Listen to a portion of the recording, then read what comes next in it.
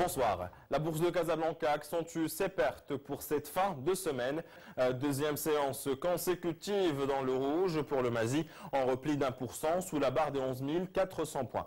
Des pertes plus prononcées pour le FTSE 15 qui dévisse d'1,2% au-dessus des 11 300 points. Et puis moins 1,10% pour le FTSE, des valeurs les plus liquides qui terminent la séance à 9 729 points.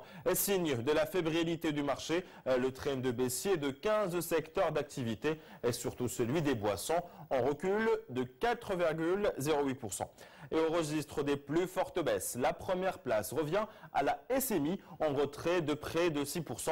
La société minière Dimiter qui voit sa production annuelle baisser de 40% en raison des difficultés engendrées par les mouvements sociaux des riverains. En revanche, le marché a traité un volume record d'1,7 milliard de dirhams réalisé essentiellement sur le marché de bloc et principalement autour du titre Le Sieur. En revanche, 67 millions de dirhams ont été réalisés sur le marché central, dont 15 millions à l'actif de Managem. Les chantiers marocains ne sont pas sans risque. D'ailleurs, chaque année, près de 2000 ouvriers décèdent sur leur lieu de travail. D'où la nécessité de renforcer le respect des règles de sécurité, notamment dans le secteur du BTP, une préoccupation majeure pour ces professionnels qui participent actuellement au salon Sécubat à Casablanca. Reportage Abdelrahim Bouhdiwi. Le non-respect des règles élémentaires de sécurité sur les chantiers peut nuire gravement à la santé. Ainsi, chaque année, le secteur du bâtiment déplore 60 000 blessés, un chiffre bien trop conséquent pour les professionnels du BTP qui participent actuellement au salon Sécubat de Casablanca. Et pour cette première édition, les organisateurs ont notamment mis l'accent sur le rôle de l'assurance et de la prévention. L'entreprise qui fait des efforts pour sécuriser ses employés est une entreprise qui va gagner en assurance. Et bien entendu, les assurances sont intéressées parce que ce qui les intéresse aujourd'hui, c'est que, de couvrir l'ensemble de la population, des ouvriers qui travaillent, plutôt que de travailler sur une petite niche à taux élevé. Pour sa première édition, Sécubat a voulu rassembler tous les acteurs des BTP tout en proposant une large palette de solutions. Aujourd'hui, la sécurité sur les chantiers passe également par le recours aux nouvelles technologies, des outils de contrôle mais aussi de prévention. Il y a authentification par... les patrons ou les propriétaires peuvent surveiller localement ce qui se passe dans le site, soit à distance via une connectivité et la connectivité à distance.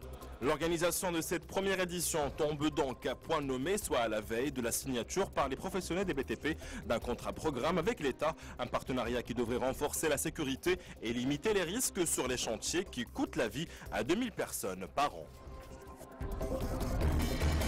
Sans transition, le reste de l'actualité en bref, la Banque Bleue reçoit l'appui de la BI pour le financement de l'usine Renault-Tanger, une enveloppe de plus de 400 millions de dirhams qui a été accordée à la BMCE Bank après la signature hier d'une convention avec la Banque Européenne d'Investissement. Un atout de plus qui pourrait précipiter le retour de Nissan sur le site de Meloussa, comme l'a laissé entendre hier Carlos Ghosn, le PDG de la marque Nippon. Malgré la crise, le Maroc reste attractif. Selon l'Office d'échange, le flux net des IDE entre 2007 et 2011 est resté tout à fait stable en enregistrant une baisse relative d'une année à l'autre. En tout cas, sur les 5 dernières années, ils n'ont pas dépassé la barre des 22 milliards de dirhams, un niveau atteint en 2007 et qui n'était que de 13 milliards de dirhams en 2010. C'est officiel, Sophie Protéol prend le contrôle de Le Sieur Cristal, un deal finalisé après l'obtention du feu vert du chef de gouvernement Abdelilah Benkiran. Effective dès aujourd'hui, cette opération se chiffre à plus d'1,3 milliard de dirhams après la cession de 41% du capital du spécialiste marocain des huiles de table au groupe français. Par ailleurs, Le Sieur Cristal restera coté à la bourse de Casablanca. En revanche, les parts acquises par Sophie Protéol seront cédées à une société nouvellement créée détenue par Soprol et Castel. La Chambre allemande du commerce et d'industrie au Maroc a organisé récemment un débat autour de la stratégie marocaine de régulation du secteur de la concurrence. Partant de la législation qui régit la mission du Conseil de la concurrence, les participants ont cherché à connaître les champs d'intervention et les réalisations de cet organe de lutte contre les pratiques déloyales. Les objectifs, si on veut, pour nous, tout d'abord, c'est, entre guillemets, vulgariser le rôle du Conseil de la concurrence ici, parce que c'est une institution qui est, je dirais, connue, mais souvent pas assez bien connue pour savoir c'est quoi le rôle, qu'est-ce qu'il joue, c'était quoi les réformes qui ont eu lieu pendant les dernières années. Elle est citadine, écolo, compacte et elle s'appelle Iriko. Non, il ne s'agit pas d'un concept car japonais, mais bel et bien basque en langue basque. Iriko signifie urbain.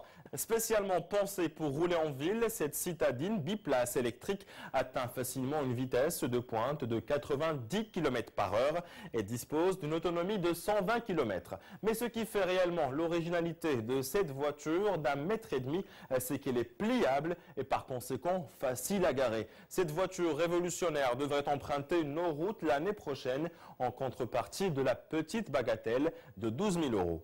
Bon week-end et à lundi.